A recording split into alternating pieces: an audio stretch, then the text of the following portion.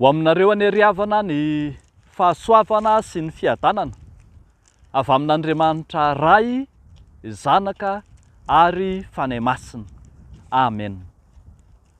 Tany mafy ny firalahiana. Tany mafy ny firalahiana.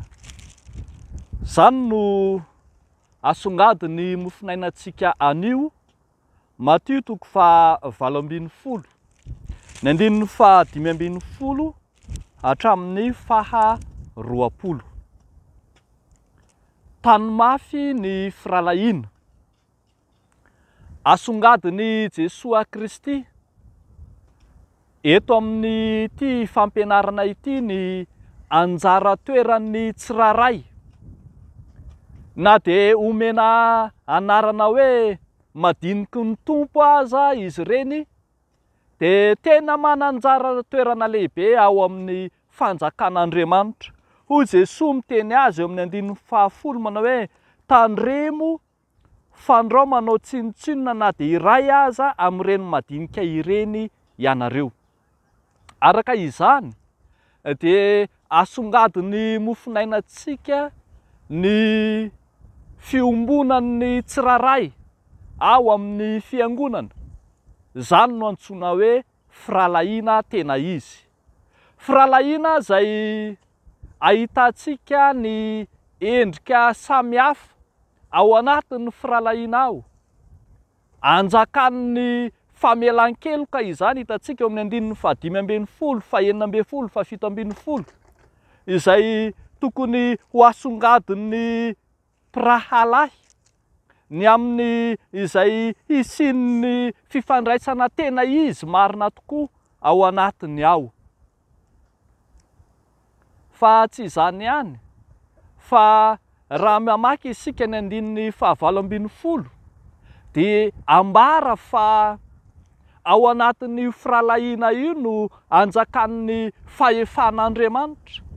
Ao anatin'ny fiangonana no misy ny fahefan'Andriamanitra arak'izay voalazan'i Jesoa Kristy ihany.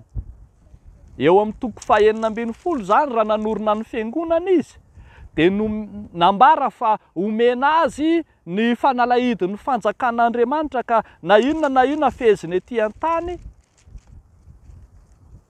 dia fehezina any an-danitra, ary na inona vahana etỳ ambony tany dia ho vahana any an-danitra.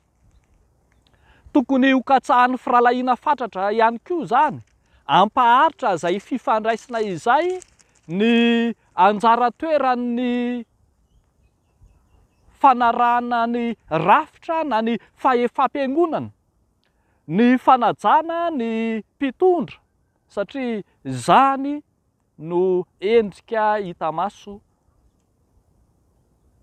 isehoany zany. Ary farany eo amin'ny 7:20 sy ny 20 dia ambara eto fa zava-dehibe ao amin'ny firalahiana, ao amin'ny fiombonan'ny mpino, ny fiaraha-mivavaka. Hoy ny voalaza hoe raha misy roa aminareo mifanaiky etỳ ambony tany na amin'inona ka hangataka izany dia ho azony amin'ny raiko izay any an-danitra izany. Ambara mantsy fa ao amin'izay misy ny fiaraha-mivavaky ny mpino no misy an'Andriamanitra. Ilay Andriamanitra manatrika ny mivavaka aminy. Ilay Andriamanitra tsy mamela irery izay mitodika aminy. Zany no hitantsika eto. Ny hevitry ny teny ilay haitsika tsenjery hoe na aiza angonany 2 na 3 amin'ny anarako dia eo afovoany eo zany, dia midika fa any amin'izay misy ny fiaraha-mivavaky ny mpino no misy ny fanatrehan'Andriamanitra. Ry havako malala ao amin'ny tompo, isika mpino marobe, isika kristianina tsiraray avy, hiatrika ireo feonam-be samihafa, any no tena ampanjakana ny antsoina hoe firalahiana tena izy. Any no hanamafisana ny firalahiana. Satria any amin'izay misy ny firalahiana tena izy no misy ny sitrapon'Andriamanitra. Any amin'izay misy ny firalahiana araka izay takin'ny soratra masina no miantoka ny fanjakan'Andriamanitra rahatrizay. Ataon'izay rehetra sarotra iarahamonina sy manava-tena sy manavaka ny hafa ahoana tokoa mantsy ny handeha ho any an-danitra, satria rehefa vakintsika ny toyan'izao soratra masina izao dia io fiombonan'ny mpino io no miantoka ny fisokafan'ny varavara ny fanjakan'Andriamanitra rahatrizay. Ataon'izay izay sarotra iarahamonina sy izay tsy te hiara-monina amin'ny hafa ahoana tokoa moa no hiara-monina any an-danitra rahatrizay. Noho izany, omano dia ny ankehitriny ny lalanao mizotra ho any an-danitra rahatrizay. Omano amin'ny alalan'ny fifandraisana tsara sy ny fambolena fiarahamonina tena izy, amin'ny firalahiana, amin'ny fiombonan'ny mpino, amin'ny endrika maro samihafa. Hiatrika fianambe samihafa tsika atoato, misy nefa ao zao ny sampana sekolalady, tena efa ao amperiny mihitsy ho avy ny Dorcas sy ny sampana samihafa, misy hatramin'ny fifampiofana ny mpitandrina. Reny rehetrarehetra reny dia sehatra ambolena ny firalahiana tena izy ho firalahiana tsara orina, ary tsy izany ihany fa na dia any anivon'ny fiangonana sampana fikambanana samihafa dia tokony ho katsahantsika mandrakariva fa ao amin'ny firalahiana no anjakan'ny fitiavana sy ny fifankatiavana.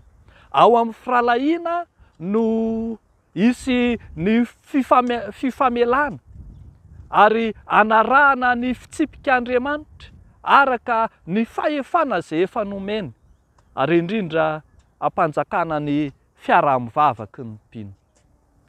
Engane itsika tsiraray avy hikatsaka izany fatratra ho antoky ny fizorantsika miaraka ho any amin'ny fanjakana efa noman'ny Tompo atsika rahatrizay. Dia ho n'Andriamanitra irery any ny voninahitra. Amen. Hivavaka isika. Tompo, misaotra anao zahay, misaotra anao noho ny fiarahamonina izay naorinao ao amin'ny fiangonana. Ianao ilay efa nanorina ny fiangonana hatramin'ny voalohany.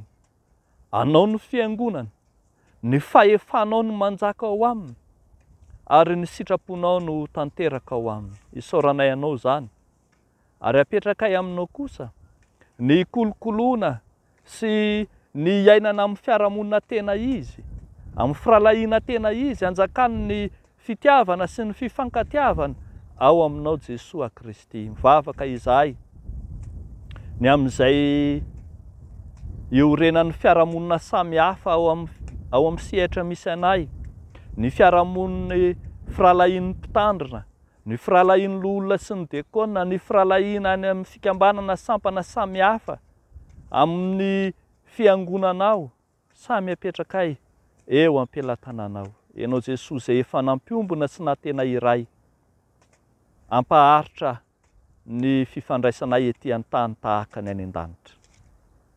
Dia ataonay amin'ny anaran'i Jesosy izany mivavaka izany. Amen.